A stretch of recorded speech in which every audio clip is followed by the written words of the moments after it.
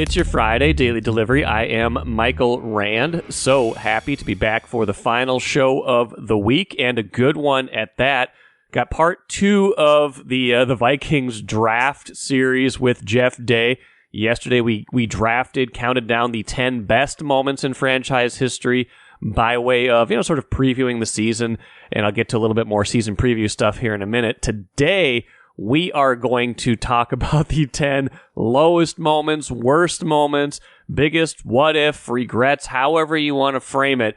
These were not the good moments. These were not the best of the franchise. These are not the ones they're going to plaster up on the wall or play on the video board at US Bank Stadium to get people fired up for Sunday's game. These are the ones that they would like to forget, but that you cannot forget, because these are the indelible moments of franchise history, along with the good ones, of course. But I would dare say, like Jeff and I will talk about, that this list was a little bit easier to come up with than the good list. So that'll be in just a few minutes here.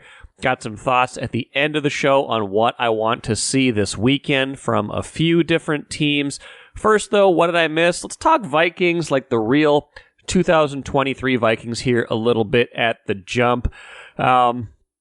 A little bit of an uh-oh moment yesterday. NFL opener. Lions rally for a 21-20 win at Kansas City, spoiling the Chiefs' kind of Super Bowl celebration, next year party in their opener. My inclination for a while here has been, well, the Lions were an improved team last year. They finished 9-8. They had a good second half of the season where they were, just as good as the Vikings, if not better, I would say, and beat them towards the end of the year. But that the Lions are going to be the Lions, right? That something always happens, that Detroit never fully has its act together. Even when it looks like it is an ascending team on paper, something happens. And, this offseason they had all sorts of strife and turmoil. They had gambling suspensions, all sorts of stuff. And it was like, okay, this is the start of what's happening to the Lions. The Lions are just going to maybe be the Lions. Then they go out and beat Kansas City, and you're like, okay, that was a game that most people probably had put down in the loss column for Detroit, and there would be no shame in that. Kansas City, obviously coming off winning the Super Bowl, still have Patrick Mahomes. They're a little bit, down right now with some of the contract stuff that's going on and the Travis Kelce injury. So probably a good time to get Kansas City. It's also been said over the years that playing a team during its championship celebration night is a good time to get them, because they're kind of distracted. There's a lot of other stuff going on. Maybe they're not 100% focused on the game. But not to take anything away from any of that, this was supposed to be a Detroit loss, if you put that in the column of the season. And the Vikings have to play Kansas City now here in just a little while. You would not think the Vikings are also going to beat Kansas City, but they certainly could. Maybe Kansas City will be a bit down this year. Point is, you had this one marked down as probably Lions start 0-1. Here's a chance for the Vikings to start 1-0 on Sunday against Tampa Bay, and then there you go. They're a game up already, starting from a position of strength. You bank a win that you weren't supposed to have in the very first game of the season, like the Lions did. Now suddenly everyone is in a chase position for however long that lasts. So just a little uh-oh right there. The other uh-oh I've had is just not feeling great about position groups on the Vikings this year. What position group outside of wide receiver / tight end, which is very good? I would say that's, that combination group is one of the best in the league.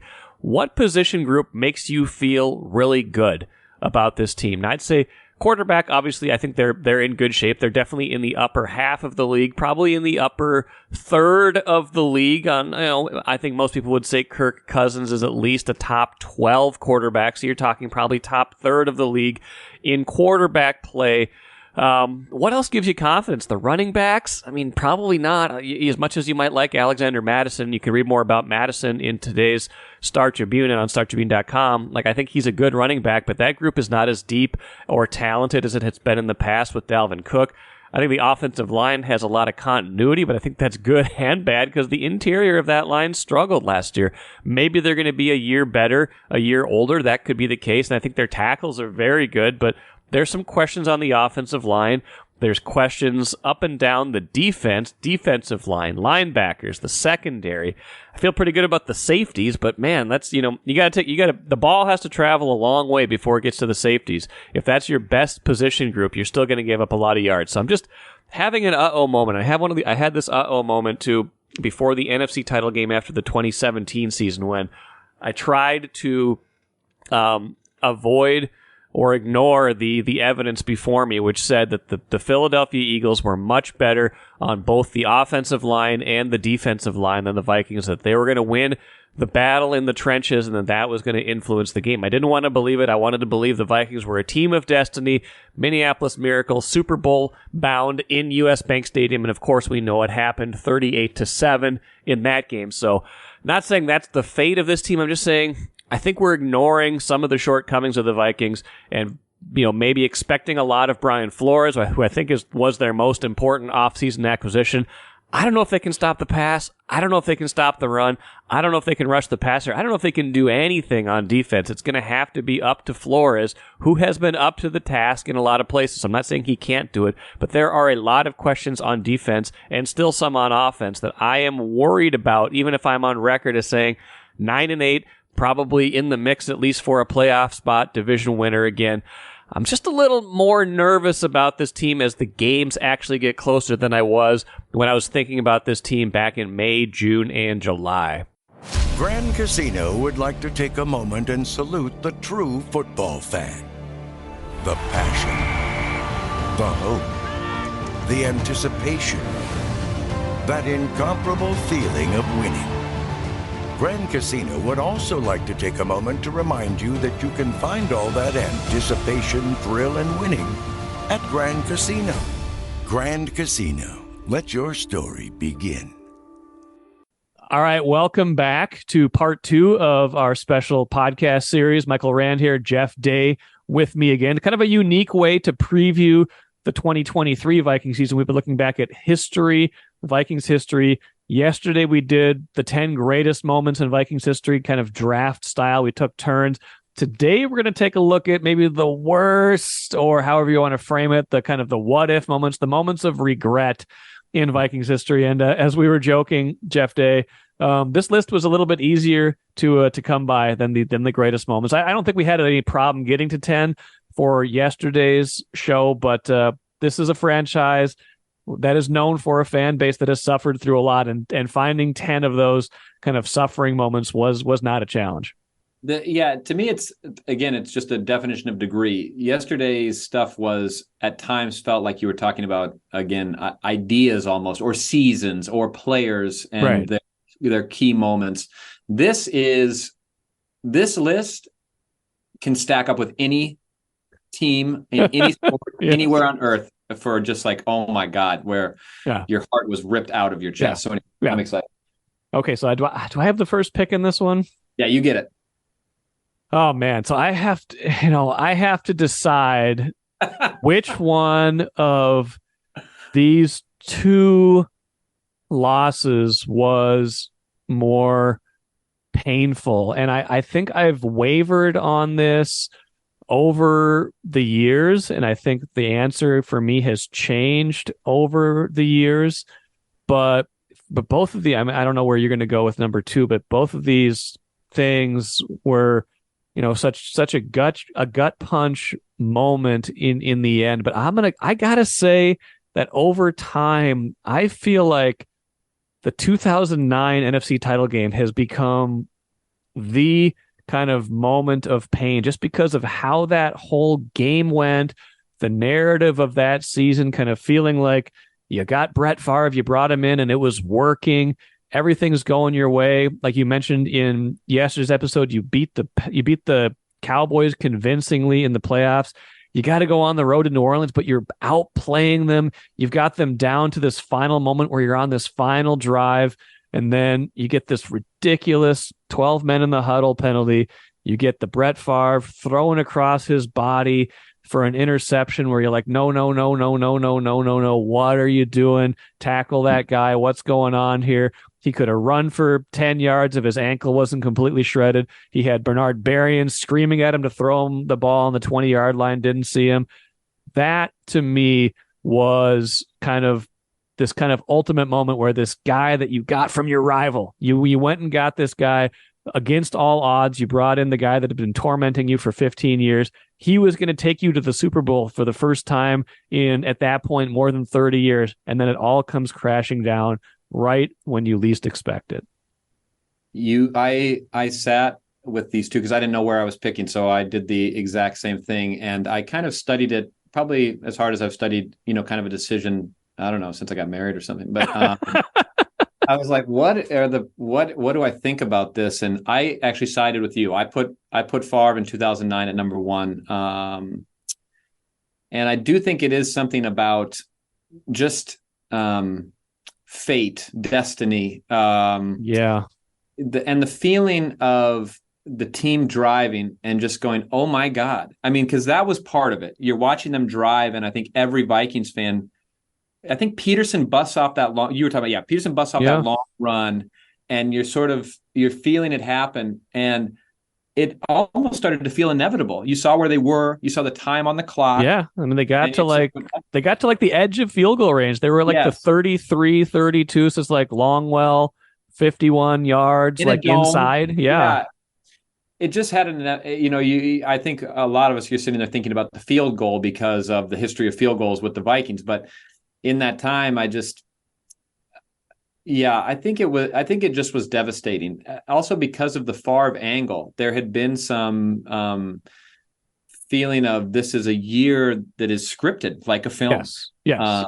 And yesterday we talked about the Cowboys win, they kind of had started to show that when they put it together. And then in that game there was all kinds of goofy stuff happening. And it just, I think in the moment when it came to that final drive, you put all of the things that had happened before behind you as a person watching, and just felt like, oh my God, we're going to the Super Bowl. And that's what really killed it. And, the other thing that happens with Minnesota sports teams in particular is leagues change rules based off of the terrible things that happen to teams here. And so like the no more coin flip in OT, you've got to score a touchdown. Everybody, both teams get a possession unless the team scores a touchdown. Yeah. Yes. And I remember that was like the Vikings or the Twins and White Sox played a game 163, and the Twins had beat the White Sox it was some ludicrous number, 11 out of 17 games or something. And it came down to a coin flip in a room, and people are like, why are we doing this? We play head to head all season long. Right. So I think it's a good pick. I think, it's hard to say because I do think that what's going to be the number 2 pick is a better team. Oh, yeah. I would probably. Yeah. So it's sort of tricky because if that Vikings team with Favre makes the Super Bowl, do they beat the Colts? I think so. I think they do. I mean, the Saints needed quite a lot to go their way in order to win that Super Bowl. Where was that Super Bowl? Miami, I think. Was that Mission Miami that year? That was in Prince, wasn't it? Anyway, okay. No, that was different than the other Prince one. I think it's a good first pick. And let's talk about number 2, and we can I think they can play off each other. Yeah, the first 2 picks were kind of obvious, I think, at least to me. Yeah. Well, what's amazing is that number 3 on my list is such a famous loss that it defined one of the most notable terms in NFL in sports, in football. So anyway, but the Gary Anderson miss, I'm going to start with this. I went to church that Sunday. I was in my teens, and we did church every Sunday. And I can remember being there, and it was like, I think, what time was the start of that game? Was it noon? It must have been. So. It was a day game for sure. Yeah. And I can just remember that the church was packed. It was utterly packed. And the priest was talking about the Vikings. I don't remember all of the detail of it, but I remember him saying that this is abnormally full for a regular Sunday and I think the whole state was convinced that this was the year. I mean, that team they were so good. They were 15-1. They set a NFL record for points. Like, they were just that good. It was the swagger too. It was like, nobody is going to stop us, especially this Atlanta Falcons team. I mean, they're just, even though the Falcons were 14-2. Yeah, but it just wasn't the same. No. If I remember, most points ever scored in NFL. Yes. I want to say. Yeah, there was. Yeah. Brian Billick became a head coach off of that and won a Super Bowl in Baltimore. Yeah, it just felt like there was no room, especially at the Dome. They had just dominated teams at the Dome. And so I think the fact, again, it kind of had a little bit of that anticlimactic thing that we talked about with the greatest comeback of all time yesterday, where the missed kick happens, and that is what everybody remembers. Yeah. And it's not the fact that they still had opportunities. I think people, was the knee, when was the knee? Halftime? Or the knee was at the end of regulation, when they had about 30 seconds, when maybe they could have tried to go down the field. The time they should have taken a knee was before halftime, and Cunningham gets sacked. The Falcons recover and score a touchdown and make it 20-14 at the half instead of 20-7. It's just all of those things where, Denny Green and all of the play management, our time clock management, and all of the decisions where the armchair quarterbacking, I think, that's a little bit pre-internet, and it sort of is one of the games that I would say is like right on the edge of when fandom started to creep into popular, just like the way that we talk about sports, which is, am I smarter than this coach? Like, what are we talking about? You're going to take a knee with Randy Moss and Chris Carter and this offense and Cunningham. How are you going to do that? Anyway, I do still think that it's a better number 2 than number 1, because I think there's something about that Favre loss that was more dramatic, more fatalistic, more just kind of devastating. But this is probably the biggest missed opportunity, where you felt like this should have been the team. Maybe it's kind of similar to the 17-0 Patriots or whatever it was, 16-0 Patriots. There's another Randy Moss team, as it were, right? Where you just kind of felt like the better team didn't win. And I don't know what you do with a person missing their first field goal of the year in that moment. And I think Vikings fans are this stuff is what haunts fans. It's what makes people. I had friends who were at the Minneapolis Miracle who left. You know what I mean? Because it was like, I can't do this anymore. I can't be at this game with this happening. And to me, it's a perfectly reasonable response to the history of this team. There are times where you're just like, I don't know what it's going to take for the bad luck to swing. And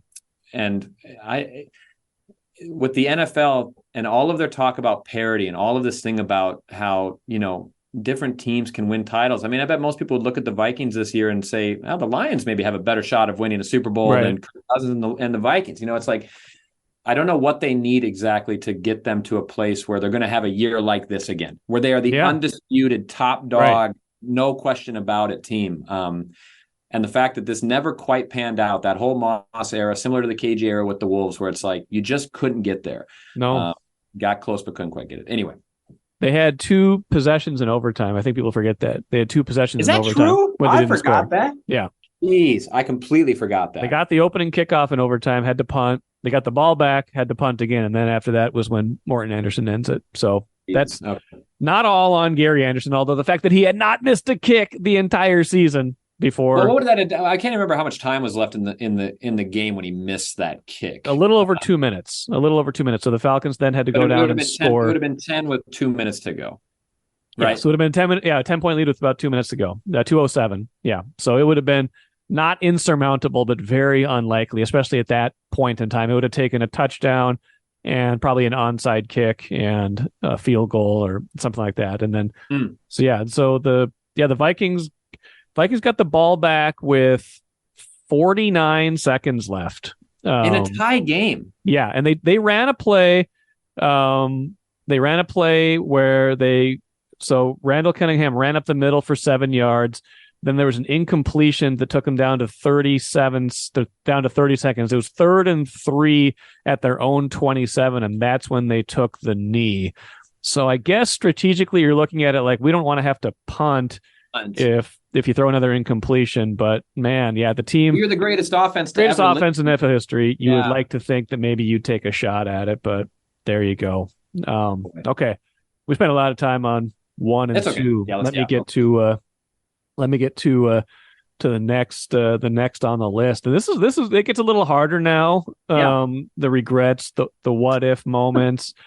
I'm gonna say that my next one is something from our last go around with the best and worst trades. I gotta say the Herschel Walker trade is one of the worst moments in their history, just because it deprived them of so many draft picks. It defined an era where, they traded for him in, I think it was the middle of the 1989 season. They had been to the NFC title game 2 years before that. They'd been to the playoffs in 88, and I think they'd won a playoff game. They thought they were like one player away. And instead of just like staying the course, like I don't know what would have become of those teams if they hadn't made that trade, but I sure know that they would have had a much better chance to win a Super Bowl in the late 80s and early 90s if they had not done what they did. It's interesting because that sort of reminds me of some of the best stuff we did yesterday, where that's a decision that took time to play out, but that the impact of it was so grand that I think it's okay to, this will be interesting. I mean, because that to me is different. It is identifiable though, right? Like much like when you just talk about bad luck for a franchise or the way a franchise is viewed. If you have the worst trade, maybe in sports history, it has to go up high. But okay, I'll let you have that. And I think they have. What's amazing about it is I don't think you can't point to too many other god awful terrible trades. They've had some that's true mid-range trades, but that one just continues to define all sports trades forever. So okay, I was going to go number 4. The Roger Staubach Hail Mary. Yeah, Drew Pearson. Drew Pearson push-off. I like this because the Hail Mary had never, this concept. Yeah, right. It's like, this is a new concept. I can chuck the football down and score a game-winning touchdown. And again, I was watching highlights of this and forgotten, at least in everything that I can recall about learning about that, was that they had a 4th and 17. Yes. For that, you're looking at it now with all of the sideline cams and stuff. You go watch that play. He doesn't look in bounds. Not a chance. And even if he was in bounds, I don't know if he got the first down. Like it's like that was or that was a control it on the way to the ground. Right, I mean, I think who knows? But at the time, they're just like play on. They got the first down. Here we go marching. I mean, there was a similar play to the Minneapolis Miracle, a little sideline toss on a anyway. And also because of the whiskey bottle that a fan knocks out a referee, angst to the nth degree. Again, great Vikings team, 12-2. That's the Tarkington MVP season.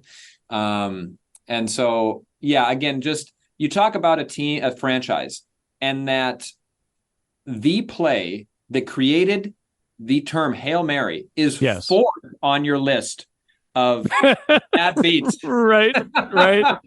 That's it's the greatest thing ever. And to me, I think, I'm sure people could make an argument and say, well, the Super Bowl losses are worse than this, but I don't know. There's something about the narrative of it and people who were alive in that year, maybe they just remember this because of hindsight, but they say that was the best Vikings team. That was the best. And so that's why it hurts, because if they feel like if that team had gotten to the Super Bowl, and again, that's all hindsight because they'd never won one anyway. But if if maybe that was the team that should have won the Super Bowl. Yeah, it's very true. And isn't that how it always goes? Oh, yeah, we had Super Bowl teams, but and that was not the NFC title game. That was the first divisional. That was the division round. Yeah, so it was. Yeah, that's a good one. I'm gonna go number 5. We got plenty of heartbreak to choose from. I'm gonna go with 1987. This is the flip side of what I talked about yesterday with the playoff run. They are this miracle team that had gone 8-7 with an asterisk because it was an 8-4 team before without the replacement players in the middle of that season. But this team that had already pulled off huge upsets at New Orleans, at San Francisco, is driving. They're down 17-10 at Washington late. They are driving. They have, I believe, like a 4th and 2 at the 4-yard line. Darren Nelson comes across. He's open, passes maybe a little bit behind him, but a very catchable ball. He drops it. We all know that. I don't know if he gets a touchdown there. He almost certainly gets a first down.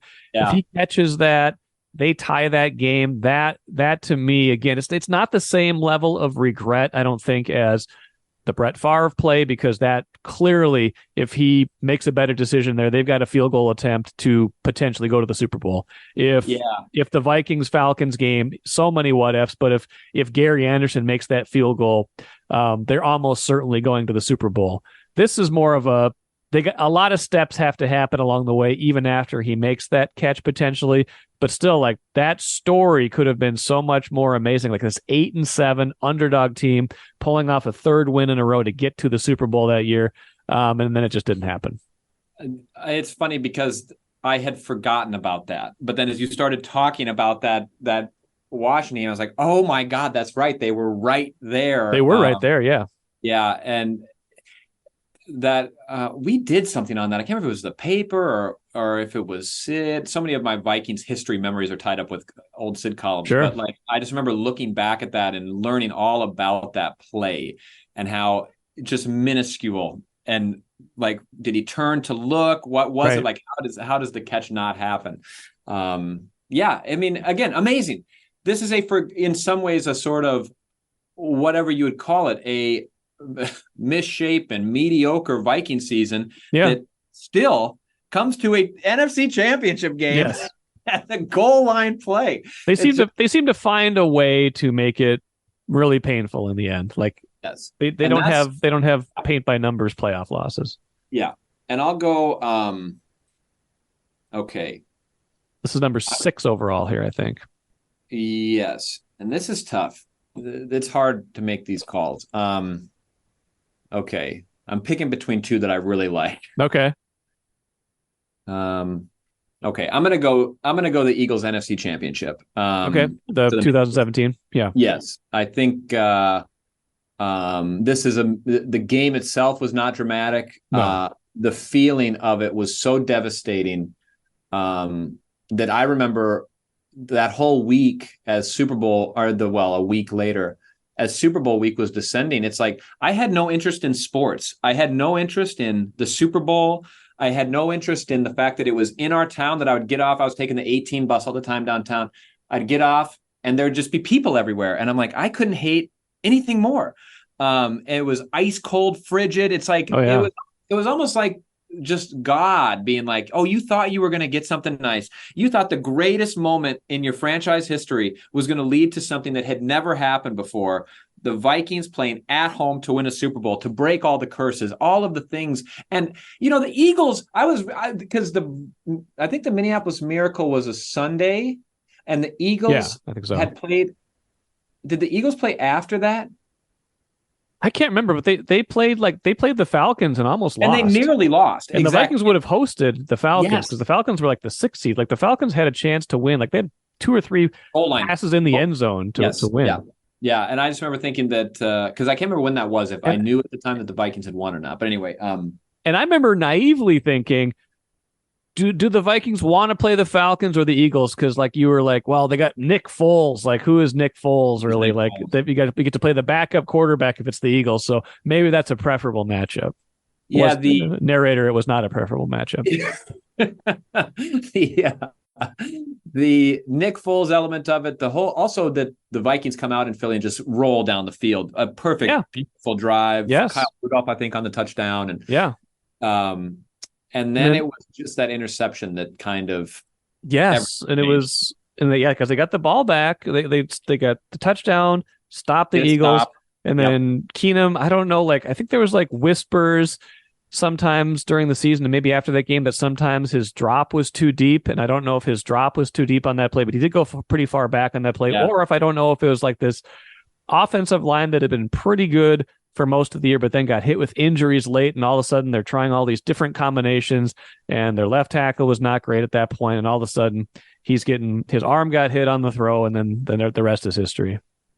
Just that, I can't remember which defensive back it was for the Eagles, but him just winding his way around the field, and they're going, oh my God. Just a devastating loss. And to me, in my professional career, I would say probably the biggest disappointment of any game, even more disappointing. I think that what I mean by disappointing is that my expectations were so high. Coming off the Minneapolis Miracle. Yeah, it just felt like destiny. And it felt like, and now I think the Rams went and like won it in SoFi Stadium, and it's like, good God, like it just has no character to it. But the idea that the Vikings were going to get to host their own Super Bowl it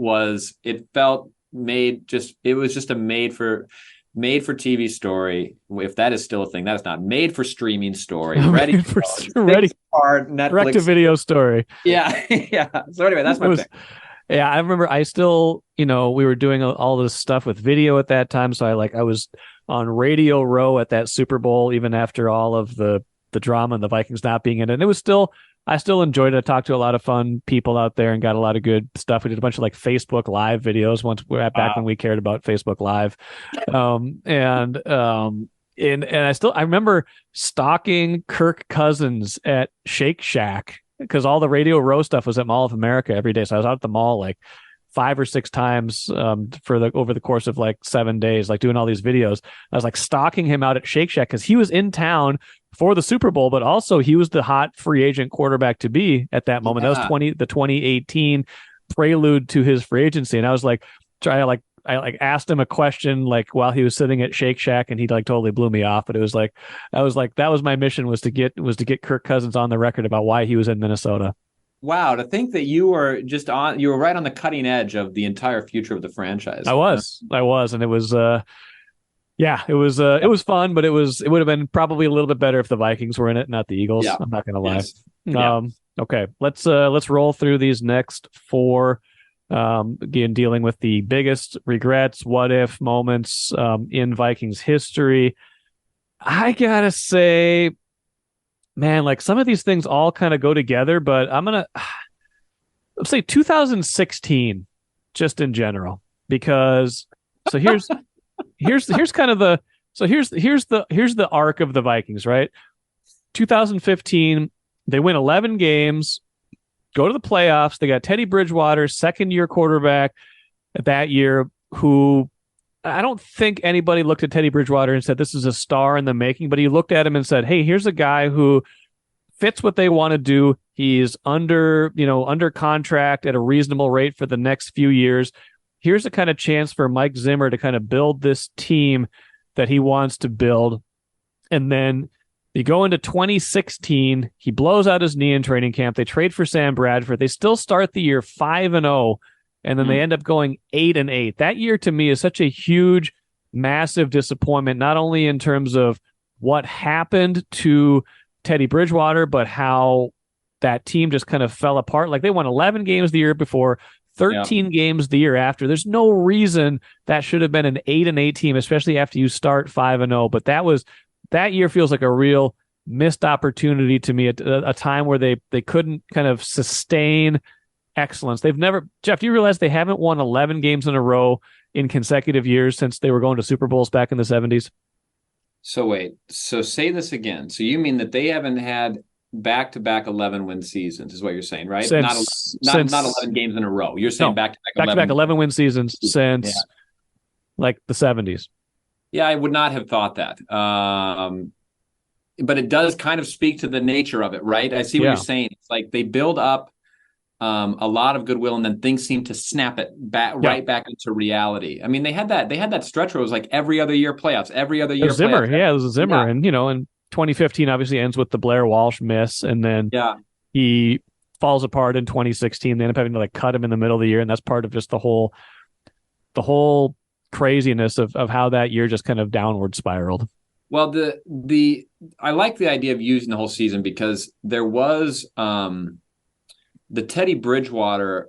That was one of the first times I remember, this has happened a lot in basketball. And I can't, it's that there's a psychological theory about this, about have things always been happening and we're just kind of, we relearn it and we think it's fresh. But this idea of bones coming out of bodies, and I don't say that lightly, but it's just what it is, where these injuries that are just gruesome. And I remember when the word started trickling out of, I think it was Winter Park at the time, that that Teddy that something had happened, and that people were getting ill, that it was such a gruesome, terrible thing. And I just remember thinking you couldn't, for kind of like what you're saying, coming off the year they had, and clearly the relationship that that Bridgewater and Zimmer had. You could tell Zimmer something about Bridgewater clicked with Zimmer. Yes, he loved Teddy. He loved Teddy.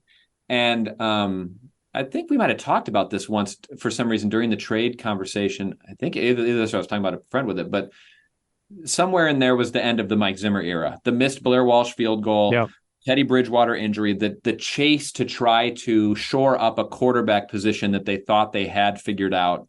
And yeah, I think because it all led to Kirk Cousins eventually, and I think that was where the defense started to slip, and that was the end of Zimmer. Yes. The team started to refocus all of their finances around a quarterback. Yep. I think the benefit of Bridgewater was they could build this defense in Zimmer's image, and for the time they had a quarterback that was like, Bridgewater was never going to command $30 million a season. He was just kind of a great system quarterback, but that's a devastating year in a much different way than some of these other things we're talking about. All right, what do you got at number 8? We got 3 left here. Okay, that means I have 2 picks, right? Because there's 2 I got to get. Yeah. Okay. Yeah. Boy, this is unbelievable. I'm going back to the first Super Bowl. Okay. And their loss to the Chiefs, and for a couple of reasons. One, like was this yesterday? I can't remember what we talked about. Yes, we talked about it yesterday. Yeah. No, I know that, but I was trying to remember about just the fact that it was NFL, AFL, and it was, like 13-point favorites. They were huge favorites. But here's my favorite thing about that game. And again, not to keep bringing up the old man, but I distinctly remember this. When we were doing Super Bowl coverage, or there was like a Chiefs Vikings game, and Sid always liked to go find me that thing about Hank Stram. I'm like, who's Hank Stram? Well, Hank Stram was the OG, like Tom Thibodeau, kind of like stocky, energetic, like going to the sidelines. And 1970 Super Bowl NFL Films mics up. Oh yeah, Hank Stram, right? And you can still go find the video, and it's phenomenal. Please, anybody listening to this, if you have time, search Hank Stram NFL Super Bowl 4 mic'd up or whatever, you'll find it. And they run the Vikings out of this Super Bowl. They kill them. But more importantly, Bud Grant feels like a personal affront has happened to him when this NFL Films is released of Hank Stram calling the same play over and over again. 65 toss power trap. Right? They just keep calling.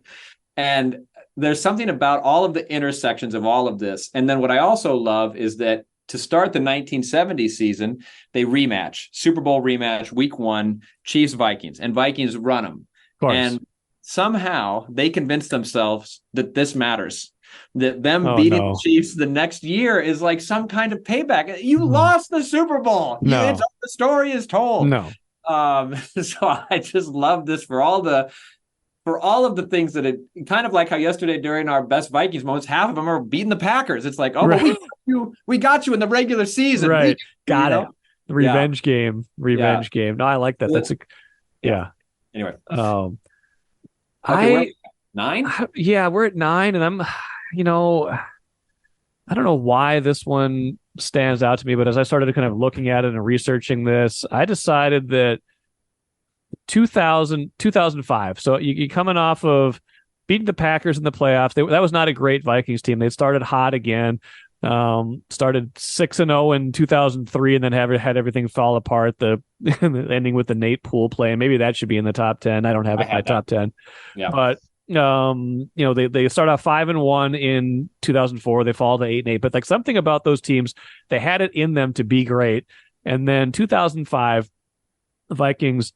They lose Scott Linehan, their offensive coordinator in the offseason, who is one of the keys to unlocking Dante Culpepper. He has a terrible start to the 2005 season, then it shreds his knee. It's the Love Boat year. Like everything goes wrong this year. But I've always wondered what might have happened had they been able to. And Scott Linehan left for a lateral move. He left for an offensive coordinator job with the Dolphins because I believe he got a raise, and that was back when they weren't paying anybody. This was kind of the still the era of not paying their assistants enough. So I think that there is always going to be a part of me that wonders what might have happened if Dante hadn't blown out his knee. Like, what was that their franchise quarterback for the next 10 to 15 years instead of just the 5 that they got from him? Well, I it's kind of like the Teddy thing where it's like just it just disrupts everything when I think the franchise quarterback goes down. I had the Love Boat as maybe we just this because I was going to have the Love Boat as my pick, so we can just kind of 9-10 this thing. Okay. Yeah. Because now here's what you have to help me remember. Who replaced Dante? Who comes in?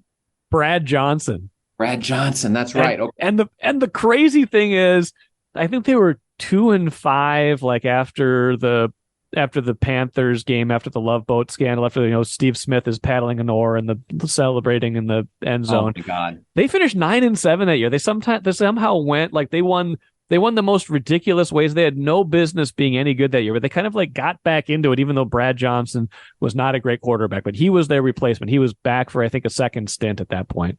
Well, I was going to say that had to be the very tail end of Brad Johnson's career, or towards the end. But because Brad Johnson was supposed to be the quarterback in '98. He was their starter until Cunningham. Until he got hurt in week 1, and then Cunningham took over.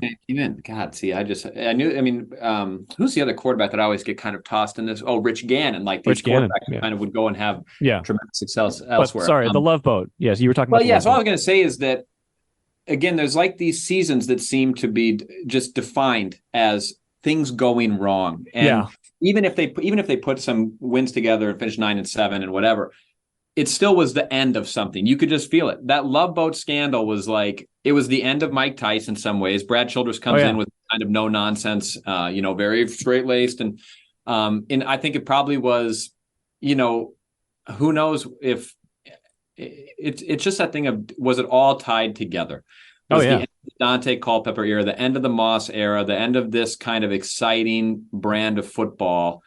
And you look at that Love Boat and it's like, well, the two things kind of go together. The exciting guys who don't follow the rules and also go out on Alan Alma's boat with Alan. And it's just like, whenever I'm in Excelsior and I see those boats docked, I swear to God, I can't help but just think about it to this day. For the Vikings fans who maybe weren't of full cognizance in 2005, it was like, you can't even imagine it today. It's impossible to imagine in the era of social media and things like this, that something like this would ever happen. And that was also the original Wisnator year, by the way. Ontario Smith getting caught with the Wisnator. That was the off season. That was in like May that came out of 2005. I mean, Suhan had that story a couple of weeks ago. I don't know. I'm sure you read it, but about the work the Vikings have done to become a respectable organization, because for how long were these? Oh yeah. These things were just tied. It was all the time. It was, and especially that year, especially that era. I think when the Wilfs came in and Childress came in, they kind of cleaned up some of that. I think it's been largely better since then. But that was an unbelievable era of like off-field stories. I mean, that Love Boat scandal again. Oh man, I don't know what's going on with 30 for 30? I don't know what's happening with Netflix. You have every kind of sports story is being told. How we do not have.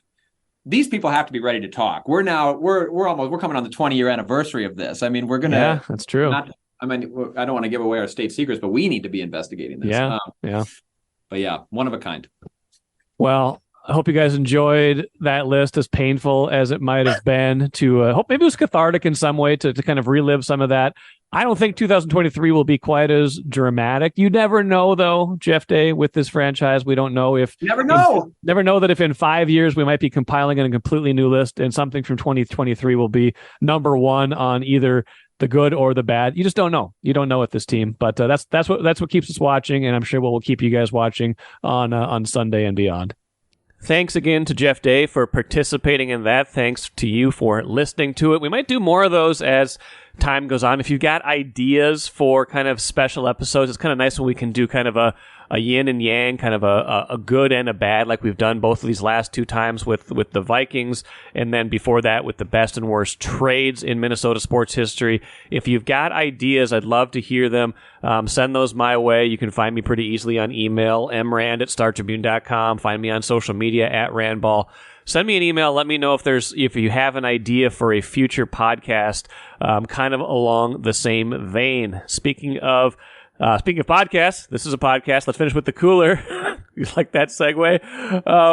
Let's finish with the cooler. I've got three things that I'm looking at, maybe four this weekend, that I want to see out of local teams. Vikings, I want to see them put away what looks to be an inferior team like the Buccaneers. I want to see them win this game Sunday by more than a touchdown. Make this a comfortable win. It doesn't have to be a blowout win, but I want to know that they are the better team throughout. I don't want to have to worry about whether they are going to win this game, because if I'm worried that they're going to win this game, not saying they can't improve as the year goes on, but that would be a marker to me of, okay, is this team really how good is this team really? I want to see them win comfortably in this game. Same thing for Gopher football. I want to see them win comfortably, pass the ball comfortably, win fairly handily on Saturday to make sure that we know they are good as well. Lynx, 2 games left this weekend will determine their playoff fate. They're already in, but they can finish anywhere from 4th to 7th. Realistically, 4th is a long shot. They'd have to win both of their games, while Dallas would have to lose both their games, and I don't think Dallas has very tough opponents, but neither do the Lynx, although tonight's game against Chicago right in the mix for that final playoff spot. It's a big one for Chicago, so even if they are down in the standings, Chicago has a lot to play for tonight. So I want to see the Lynx finish strong, get at least finish in that 5 seed. I want to see them play Dallas in the playoffs, because I think it's a decent matchup for them, and it's one that has some drama after what happened earlier in the season with the fans at Target Center and everything that happened in that game just a few weeks ago. So I want to see the Lynx, see what they do in these kind of pressure games this weekend. And finally, I want to see the Twins reestablish, continue to establish themselves in the AL Central. Just kind of don't make this a race. I feel like it's just going to be it should be a smooth finish, a smooth landing. They're up 6 with 22 to go.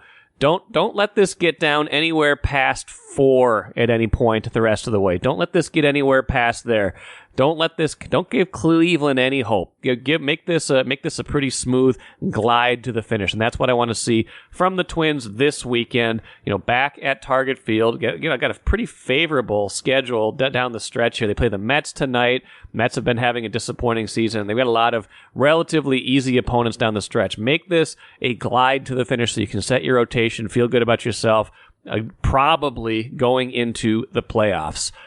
That will do it for me today. Back with some more regular shows next week. We kind of had a different week this week with the State Fair show and no show Monday, things like that. Probably more of a regular rotation next week. We'll get back into a lot of our regular Tuesday Viking stuff next week. Until then, I'm Michael Rand. We'll see you next week.